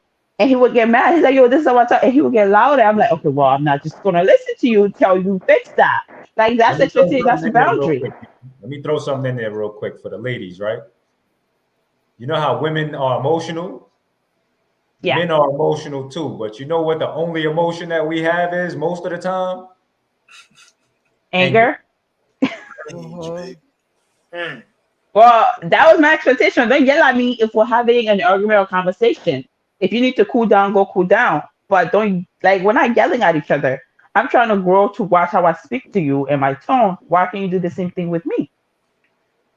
So at some level, it is good to have expectations and boundaries in relationships. So let me give you my personal experience with expectations. I've experienced that women have unrealistic expectations of men. And if you ask myself, you ask James, you ask a lot of the other men out there, what they'll tell you is that we're expected to be Superman 24 hours a day, 7 days a week, right? Mhm. But most of us are Clark Kent some of the time as well, just like Superman really was. But that grace that you refer to, we don't feel like we get enough of that when we can't be Superman. Now, let me be specific, right? Mhm. Certain expectations in a relationship are absolutely fine. I agree with you 100%. The problem that I have is they're not always clearly stated up front. And I Hmm. can't try to fulfill an expectation that I don't know exists, Yeah. right? I can't try to fulfill an expectation that they're constantly being created on the fly because now I'm being put under the scrutiny of your watch, your vision to accomplish or to meet these expectations, and it's just Yeah. unrealistic. So that's my bit on expectations. I think they're fine, but I think that the one thing that we all struggle with in relationships and marriages that I've seen personally and that I've experienced personally is that we're not all very great at communicating what we expect, what we want, what our vision is, what our plans are, Yeah. and doing so in a way where we can actually work together. We do a lot of withholding and Yeah. expecting, and then when you fail to meet our expectations, then we're now disappointed or upset or whatever the case might be. I agree, but my question is, this is a genuine question because I really don't know. There's like obviously there's stages to relationships when you started talking to someone and before it gets deep. At what level, at what stage should you feel like you should have this conversation of like expectation with this person? Like at what level? Like this is a genuine question. Like I don't know. Like I'm single again. So for me, of course I want marriage and kids and I want to date someone that believes in God and all those things. But if I start talking to someone newly, I feel like when is like a good time for a woman to like express certain expectations to this man? So I'm still married. James, you go ahead and answer that real quick. Go ahead, James. That's real simple. A lot of times people make it to the first date because we're already talking about expectations. With social media and online dating now, a lot of us can have quite a few deep and intimate conversations prior to the first meetup. And a lot of people don't make it to that stage because people will spit out what they want and what they desire in a relationship. And a man or woman can say, yeah, I can't do that. Perfect example now, I'm divorced. I have a 4-year-old girl. I personally don't really dabble or deal with women who really love rap music and rap culture and who listen to that type of music because I have a very personable child and I don't want that type of culture energy around. Her own mother has checked her own relatives about playing that music when they have her. They watch her if she goes out or she's doing anything and need them. Like she tells them, don't have our daughter listen to that. She's at the age where she's repeating words and you can say she'll hear something on TV and something to say it right back. So there's a lot of expectations I have because I'm a father and any woman come to my life would have an influence on my daughter. And I look at women a lot differently now. Like, do I want a copy of her? That's literally how I look at women now because I have a daughter, and that's because she'll affect my child, and if I end up choosing to have children with her. So those expectations need to be discussed up front, honestly. What do you want? What are you looking for? That's a typical basic question. Like, what are you looking for in your next relationship? What are you expecting? What are you trying to grow and build with? Finances, careers, lifestyles, because there's a lot of things that don't match. I dated a girl who was really into high-end fashion and clothing and stuff, and I'm just like, yeah, I'm not spending $400, $500, $600 on a pair of shoes. I'm never gonna do that. So there's nothing for us to really build and grow into because that's a conflict of lifestyle interest. So yeah, expectations up front, so you don't waste a lot of time with somebody that you don't even match up with at all. Yeah. And I imagine that if you upfront with your expectations and you're out dating and meeting enough people, for those of us that's not married, right? I expect that at some point you're going to encounter somebody that shares the same kind of perspective as you do, the same outlook, that's heading in the same direction, and that's the person that you should tend to latch on to. But I think that in this conversation about women being fed up, I think that there's a lot of components that um, are not being addressed. Those expectations are not being discussed. You're not picking the people that you guys are aligned mentally, and then the aftermath of all of that are all these negative things that are destroying relationships. Carla, you want to say something? Yeah, I wanted to say that sometimes I guess I think a lot of influences in like people women's lives is kind of affects relationships also. Other women? Some women. Some No, women. I mean Oh, like advice from other women. right, advice from other women. Right. Right. I'm sorry. Advice from other women can affect relationships as well. And that can, Positively I or think that negative? it, I think a lot of times, I mean, and this, I've seen this myself, right? A woman is going through something with her partner, her spouse, and it's like, her emotions are going crazy. And a woman to be like, girl, you need to leave him. What he did, what to you? You they'd be like, what? He did what to you? He was what, he didn't give you no attention. He did what? He stepped out and you had to do it. It's like they kind of like put more fuel to the fire, and it's almost because the woman is her emotions is in a particular position, it kind of pushes her further and further out the door. And That is true. I think a lot of times us women, we don't realize that our influences affect our situation with our spouses, and when we or even our whatever our relationship. So I think that it's important to check our influences. I mean, whether it be men or women, it's important to check who's influencing you. Who, if you're having conversations with a single person, you might want to reevaluate that. Why is that person single? You get what I'm saying? Who are you taking advice from? Do they have the lifestyle that you have? You know, sometimes too, you might want to evaluate the people in that person's life, like if their mother was married, if their, you know, the amount of Great marriages, point. because sometimes, right, like I come from a family with a lot of women that are married, and so, and a lot of them are still married, right? And so I guess maybe that's why I am. I don't know, right? But I just think that those things is good to look at those things, because then you kind of gauge, okay, well, what's going on here? How is, you know, you get to see the person that you're involved with. Got you. Let's let Christopher jump in. He just joined the panel. Welcome, welcome. Feel free to jump in wherever you see fit, man. How you doing? My name is Christopher Reyes. I'm just chiming in, friend of Corey, Mason.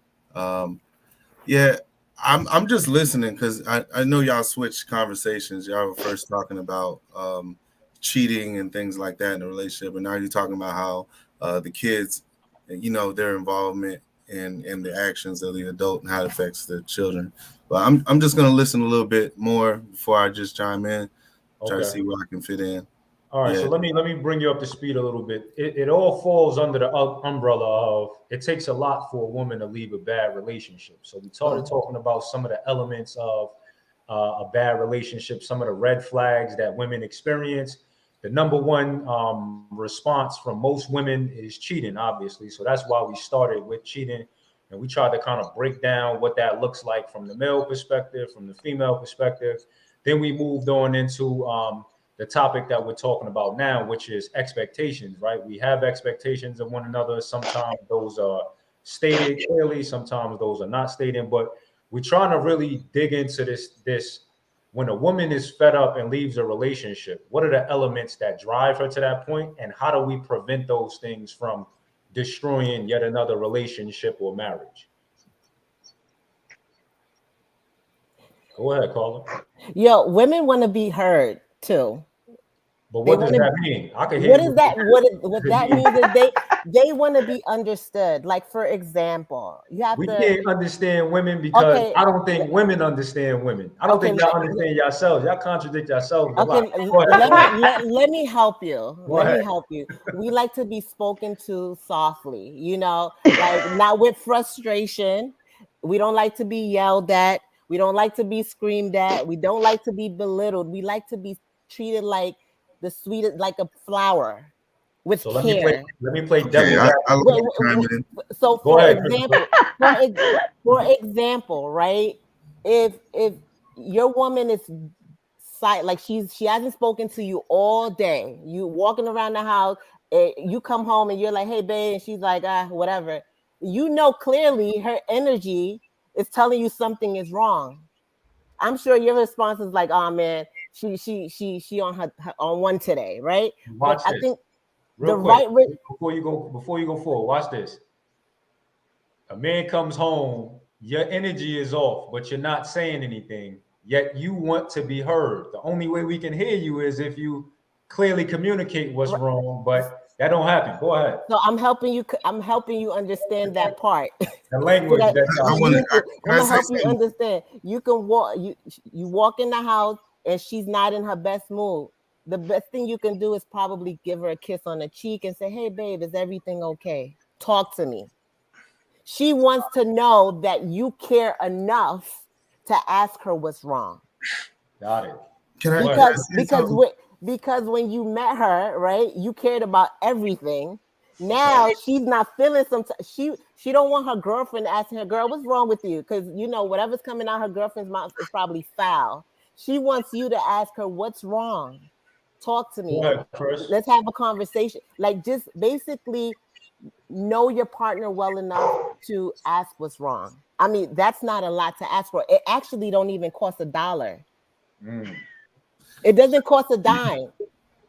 Sometimes men will go buy a woman an expensive pair of shoes, an expensive outfit, probably take her out to dinner, and then probably cover up the dirt with shit.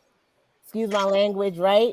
But they don't they don't take the time to like care. And And vice that's versa. Some women think that performing a sexual act will satisfy the man in a way that it will cover up all his issues. But I think you're right when it comes to like communication. I think communication is key. But when it comes to communication, you gotta try to understand the other person, because men and women are very opposite, and so we got to find out how we can fit together like a puzzle. So I was listening and I was thinking, like, how like a man desires a man cave, you know what I'm saying, and wants to have a place where he can go to and be comforted and just sit and chill, relax. You know what I'm saying? Men often look at their relationship and their woman in the same kind of way. You know what I mean? We want to be in the presence of a woman that's going to give us comfort and be that place that we can come to and not have too much conflict, and it's different. Men want peace, women want attention. It's totally different. So it's like if you have to, like you said, going back to the communication issue, if you become selfless, you remove all those those gaps, but both have to be selfless in a sense. That's all I want to say. That's a great I gotta, point. I gotta speak on that. To be honest, I'm listening to what you're describing, and you can speak on the same with your son. You sound like you're describing what I have to do with my 4-year-old daughter. As far as she's in a mood, she's in her feelings. I don't know what's wrong. I'm trying to comfort her and talk to her, and I can't get her to open up and tell me what's going on. I think that's a bit unrealistic for adults to have this blatant disconnect with communication where a woman wants to be coddled to the point of a baby. Because that is literally what my 4-year-old did to me yesterday. She was upset about something. I found out she was mad because she couldn't get something open that she was trying to get, and she put it somewhere and then just came in the living room out of her bedroom frustrated and flustered about something that I couldn't figure out. And it took me a minute to get her to tell me what it was. He said that I can't open it. And I'm like, open what? You can always ask me for help. So having to dig and pry with an adult woman to get her to, I came home from work, I didn't get a text about what was going on with your day. I didn't get a voice message or a voice note that something happened with my friend, my mother, I'm in a bad mood. I don't know, and I have to go home after my full day of work, and the first thing I got to do is pry something out of you that I don't know. I think that's, to me personally, that's a sign of immaturity.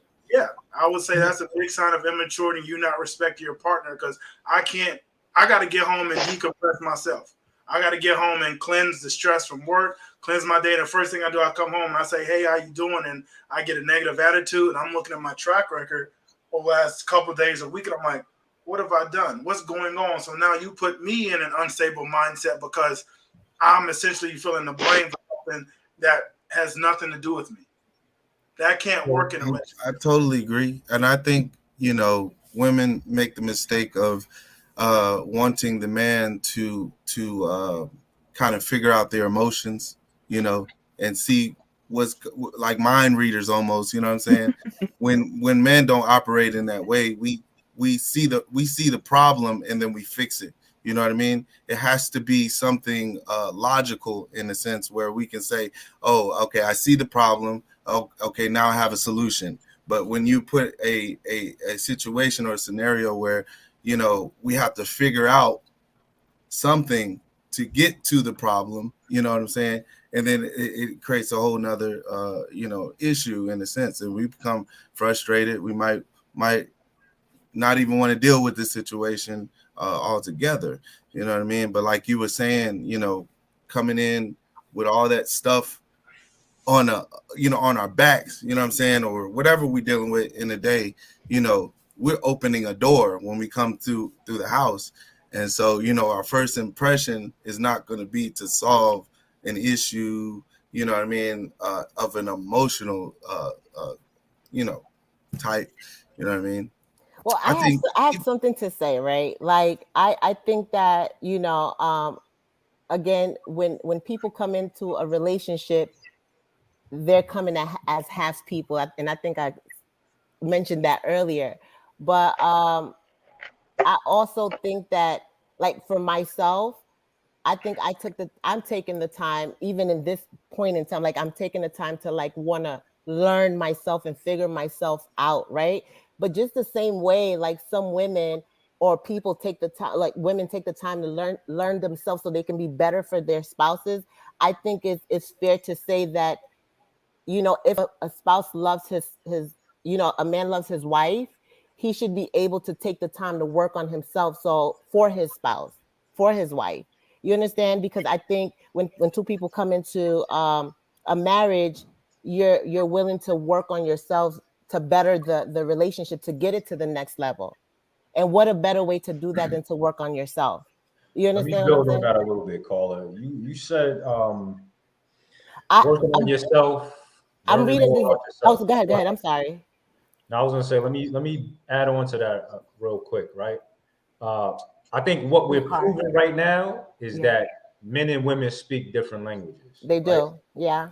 And I think what's important is I heard a Lauren Hill lyric the other day that said you got to see yourself through your man's eyes as a woman, and you got to see yourself through your woman's eyes as a man. We don't speak the same language. We don't see each other through the eyes of the person. So that's a part of the process is you have to learn who it is that you're dealing with, how it is that they want to be spoken to. Because if I'm being totally honest with you, when I listen to your description of what you want a man to do when he comes into the door, I'm thinking, oh, you want a girlfriend. You want somebody I'm just I'm that just perceives you saying. in the way that a woman Yeah, would perceive you, right? That's why I say right. you got to see yourself through your woman's eyes, because you Or want or us to better perceive you in the way that a woman would perceive you. or better yet, know your spouse enough to know how she's feeling if you've been with her for some years.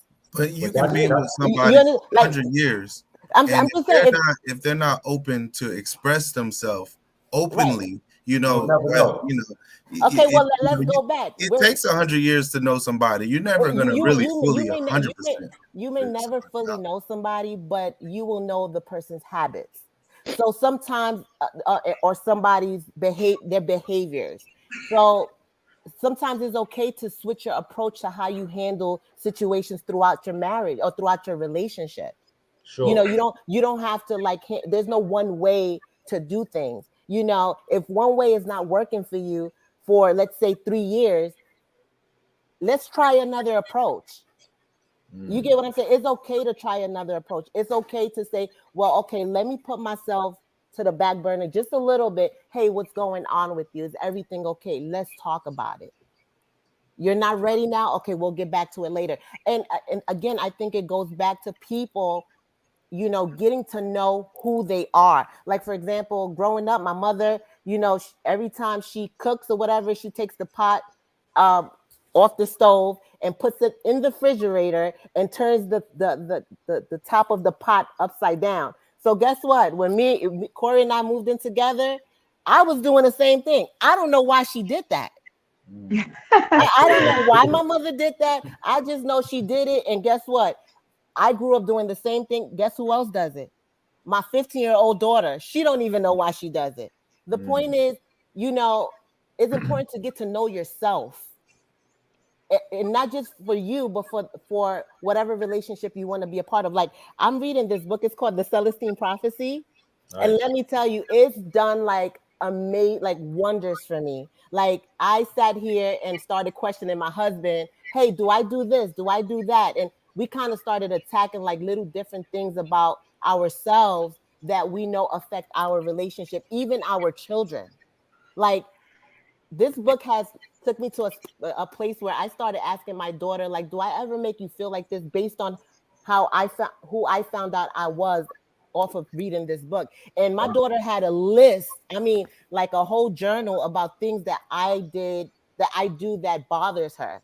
You understand? So I think that's how it goes with relationships. Like you have to come, you don't have to come into a relationship whole, but I think it's like so important for people to get to know themselves, because if your partner knows herself or himself, then they will know how to address you better.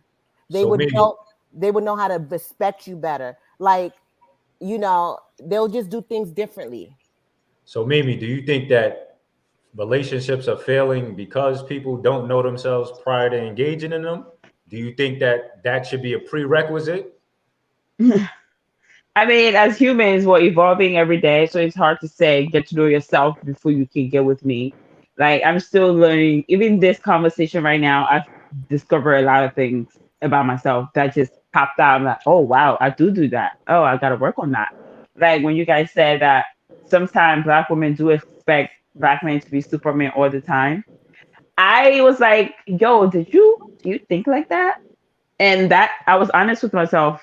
I'm like, yeah, I do, because for my culture, it's very different. I think culture matter too. I've never seen any of the males in my family cry. They're all just manly, tough work. Never had any kind of emotional moment. Never seen it. And in our culture, we tell each other we love you by the things we do for each other. Like the women serve the men, we do things for the house, and like we do things for each other. We don't physically say, "Oh, I love you." They might say when like the kid's a baby, but the older we get, it's like we don't hear it. Same thing in my family here. I notice we do things for each other. That's how we say we love you. And then it's still awkward learning to say I love you to my siblings, to my brother, to my mom. It's still cringy, but I force myself to physically say it verbally. So it's like heard and also seen. So men expecting men to be Superman, for me personally, my relationships, I did think like that and I did expect that because that's what I've seen all my life. The men just do for the women. I never seen them being emotional about it and never seen like none of that. Of course, we were supportive, but I guess we didn't know that's what we're doing when the women took care of the household, the children, and the men didn't have to come home and also deal with that. But it's just different, and then just this country helps me put it in words and like help me to like define it, understand it, so I can like do it moving forward with like my own family or relationships. And yes, back to the original question about do we need to give more grace, we do need to give more grace to men in relationships. I mean, to each other, but I'm a woman, so giving more grace to men. Because sometimes, because 30 things is popping up in my head in my last relationship, like that I didn't even understand that matters to men. Like my ex, one time, he was in the shower and he was talking to me. And then I sat on the toilet to listen to him. And then he popped his head out. He's like, oh, you're sitting in here? I'm like, yeah, because you're speaking to me and I want to listen to you and hear you. He's like, oh, I'm like, what? He's like, oh, nobody actually ever done that.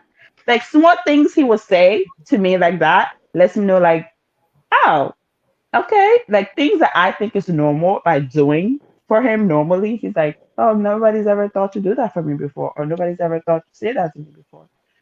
So it's a learning experience. Let's give each other more grace. And of course, we do have to learn a lot about ourselves, but we're never going to completely know everything. Like he'll pick up on certain things that I do that he would tell me. I'd be like, I do that. But I wouldn't know he's paying attention to me enough to notice that I do those things. I didn't even know. But he watched me so much, he knew I was doing these things and he would tell me and point it out and catch me doing it. And I'd be like, oh, I do that. So, grace, Chris, go ahead. understanding, You look like patience. you wanted to say something. Yeah. Oh, go ahead. Was somebody gonna say something? No, you're good. Oh, okay. No, I was gonna say I think the world we live in has hyper everything. I don't know if I'm saying it right, but you know how you have men have to be Superman, and women have to be super women. The man has to be fit in this category where he's supposed to do A, B, and C, and the woman is supposed to do A, B, and C.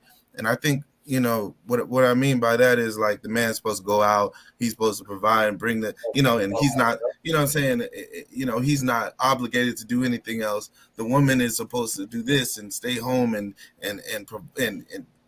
cook, clean, all these things are good, but But I think we need to like kind of put that in the shadow in a sense and kind of figure out what works for the two of you, you know, the couple, you know what I mean? Because you may be good at something and the other person may be good at something else.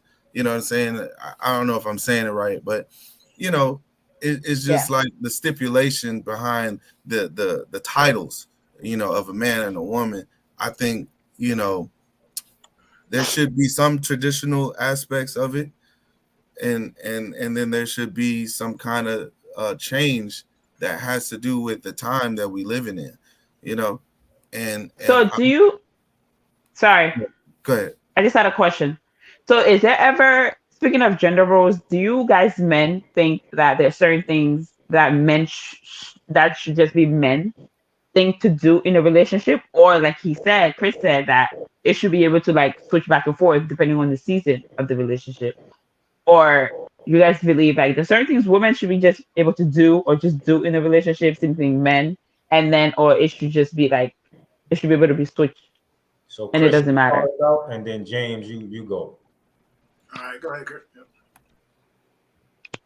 Well, I think that I think there should be some responsibilities that need to be taken care of. Yes, but you know, as long and when you're talking about what somebody should do or shouldn't do, I think it plays on a part of your character. You know what I'm saying? Like who you are as a person. If it doesn't take away from who you are, you know, like I can't speak for everybody, but like I knew a couple that the man was like, to me and my the way I was looking at it, he was the woman and she was the man, you know what I mean? And I just How couldn't so? understand. How so? How so? You know, I mean, she I don't know, she was the breadwinner, you know. He was the, you know, didn't bring much money in. Whatever she said went, he just went along with it, and you know, and that's it worked for them. He was happy. Okay. You see what I'm Okay. saying? It worked. And so, even though I didn't understand it, you know what I mean, I just was like, okay, it works for them, you know. I don't understand it either. But you know, like I said, you got to leave room for the gray area. You know what I'm saying? So, What's your take, James, on gender roles in relationships? Well, I'm a little unique in aspect as I work in a dangerous career field. I do power distribution electrical work. So all the utility stuff y'all see outside, that's the stuff I service on. So for me, I know what I'm doing, but my job also have to work with other people. And in my job, you make mistakes, people get killed. So what I did in my previous marriage, when I've done women I've dated, but particularly I'm gonna speak on my marriage, is that I did my best to teach her everything that I knew, because if I didn't come home from work, she still needed to be able to take care of the house. So she knew how to start up and do some basic maintenance on a lawnmower. She knew how to use a weed whacker. She knew what filters went inside the inline filter. She knew what filter went inside the air conditioning unit.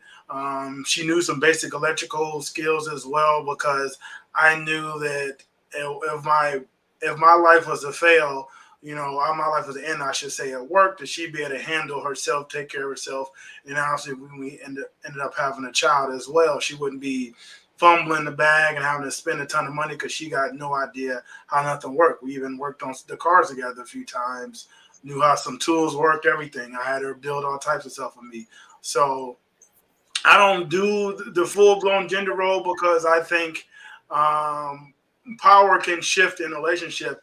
Men and women can get injured at work. People can get injured in recreational sports. You know, a lot of people into this.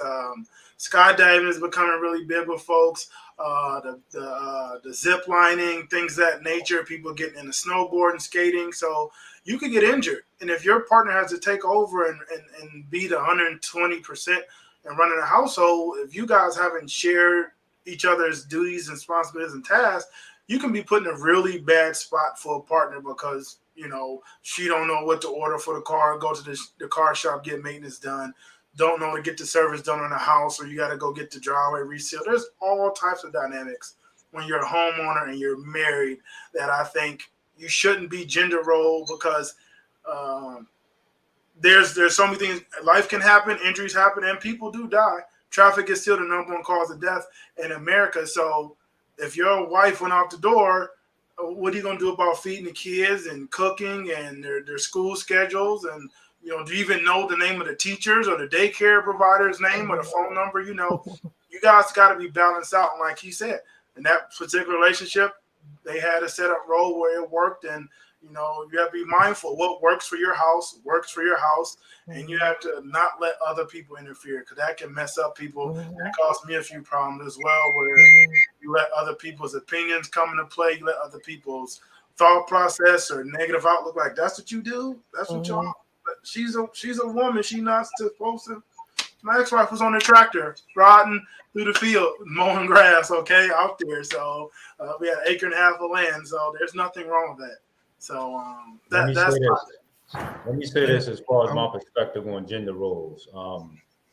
At one point, I lived by myself, had my own home. So the things that's traditionally a woman's work in the house, like cooking, cleaning, washing clothes, that's traditionally what we think of as a woman's work. But as a man who at one time lived by myself, I had to be responsible for all of those things. So within the context of a relationship, I don't necessarily feel like a woman needs to do those things specifically to fit into some gender role. What I think about gender roles is most important to most men is that whether a woman thinks that we are a good or not a good leader, I think men are naturally inclined to lead in our relationships. So in terms of gender roles, you have to know the man that you're with. If the man that you're with is trying to lead you somewhere and you want to be in a relationship with that man, you have to understand that part of your role in that relationship is to get on board and to follow. And that doesn't mean that you ridicule him at every stop if he makes some mistakes. That means that you get on board and you allow him the time and the space, and you consult and you contribute. But the goal is for him to lead you all in a certain direction. So in terms of gender roles, that's my belief about gender roles in general, but in specific, some of those things that we traditionally think of, a woman in an apron, cooking and cleaning, I think those things are pretty fluid when it comes to men and women in 2021, 2022. And I will say too, on this general thing, it depends on the man. Because my ex-husband, because remember I told you I was raised that this is how women serve like the household, like in doing those things. So me automatically with my ex-husband, like I would do those things and I would actually enjoy those things because I like cleaning, I like a clean house. I like, especially when I clean and put something certain places and then he moves it, I get irritated. I'm like, I just cleaned that and I just moved that. It's bad. But me to him, that's how I was showing him that I love him by like serving and doing things like that and cooking and doing all those things. And one day he told me, he's like, yo, you don't show me that you love me, or like I don't, right. And I was like, wait, what do you mean? I do all these things for you. He said, well, that's not how I feel love. So in that moment, I was like, wait, so all this stuff I've been doing is like not your love language, basically. So it do depends on the man, and you do have to get to know that person's the way they want things done. Because I'm like, all these things I do because it's my culture and I'm used to doing, and I enjoy doing those things. He don't really care about those things. Like he don't care. That's not it for him. So you do have to get to know your partner and figure out what works for the relationship. There's some things that's universal to most men, though, and I think Carla really did a good job of explaining that a little earlier, talking about edifying your man, complimenting him on the things that he does, showing the appreciation. I think any man will tell you that to hear that come from the woman that you love on a regular basis, it makes you want to go out into the world and climb the mountain and knock down the building, because you're getting that positive reinforcement from somebody that matters most to you. So I think that's one thing that I think is universal to all men. And if men got a lot more of that in relationships, this is what I was telling somebody earlier that I was having this discussion with.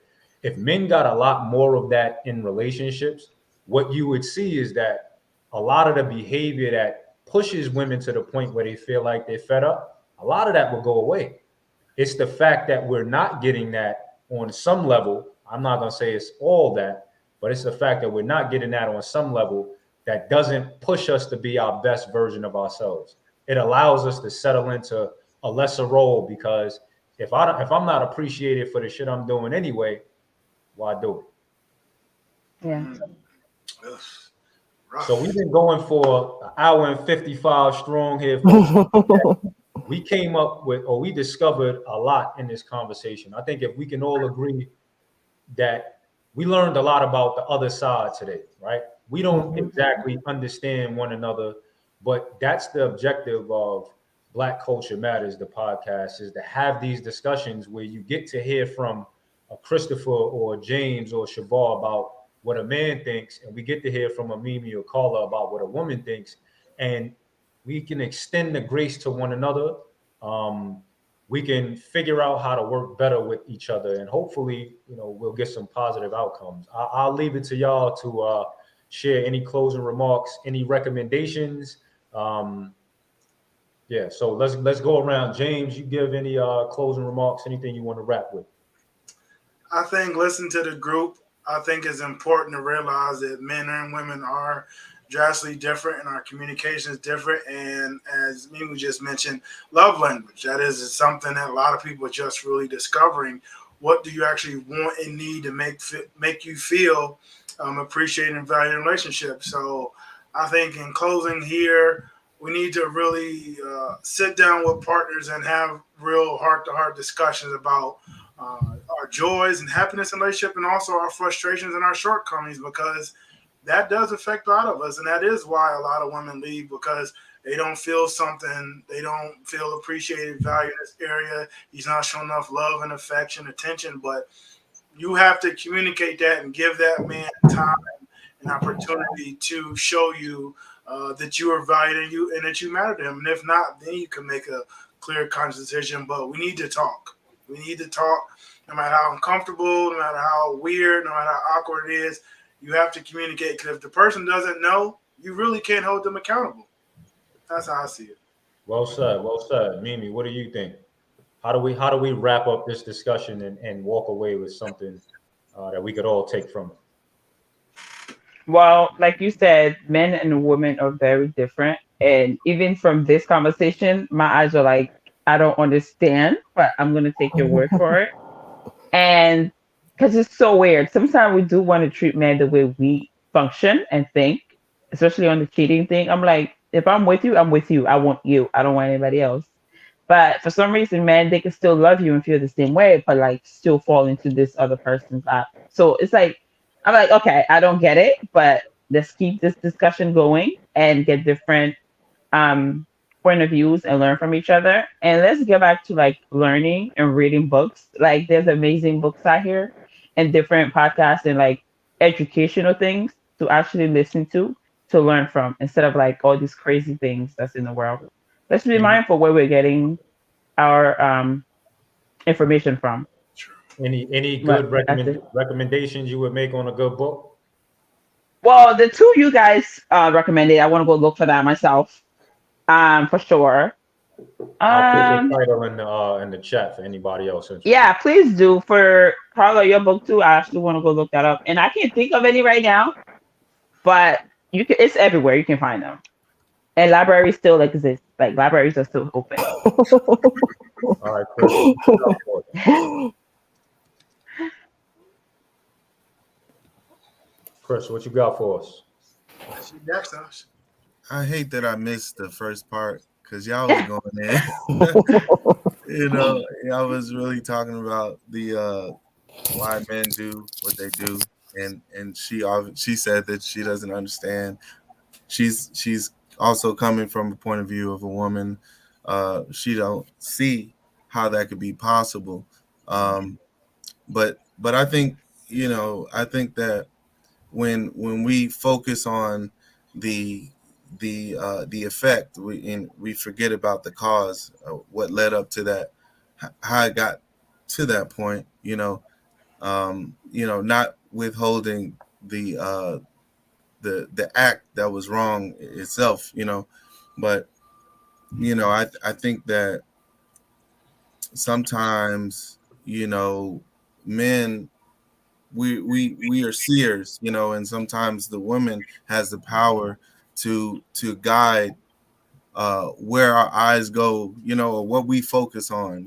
They do I believe that women have more power than they think, and they give the men the power. They allow them to wander because of not, I don't know, how can I say it? I don't want to be Knowing. without like doing the things that they don't do, something different. You know what I'm saying?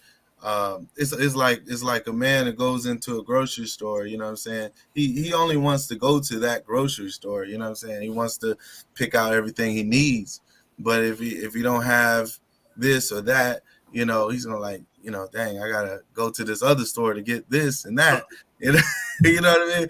You know, but hey, you know, I like Giant, you know what I mean? But you know, I might have to go to Safeway because I mean, I think sometimes that's what men are thinking when they step out, you know what I mean? And women is like, you know, they may have something in the back, you know, that they don't want to put on the shelf, you know, maybe holding back, you know, and I think that getting to those root issues, you know what I'm saying? So we can be focused on one another. I mean, it's hard, it's not easy, you know, and I gotta that's all I can say really, you know.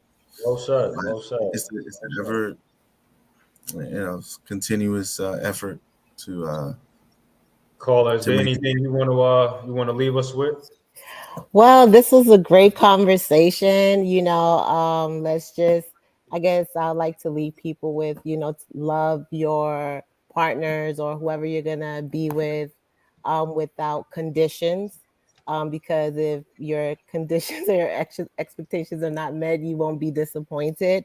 Um, just communicate with your partners better, be open in your relationships, and I think work on yourself. I think that's a major thing. It's important to always work on you, because if you work on you, you can be better for the next person, for your partner, for your home, for your children, for your lifestyle, just for everything. And don't point fingers. That's horrible. It's bad point. You know, it's important to just check yourself before you look at another person's faults, because there might be something you're contributing to a bad situation and may not even realize it, but you're busy pointing at the other person. So that's what I have to say. Well, I just want to say to everybody that joined the panel that is not normally with us, thank you for coming in, for sharing your perspective. We appreciate it. We think it's very important that everybody be given the space to say what's on their mind. And hopefully we'll continue to have great conversations. If anybody in the chat is interested in making a recommendation for topics you think we should be discussing on our next episode, please feel free to leave that in the comments. Be sure to like, comment, and subscribe to the video and to the website or to the YouTube page, which is Golden Grades Network. And until next time, we out. Ooh. Thank you.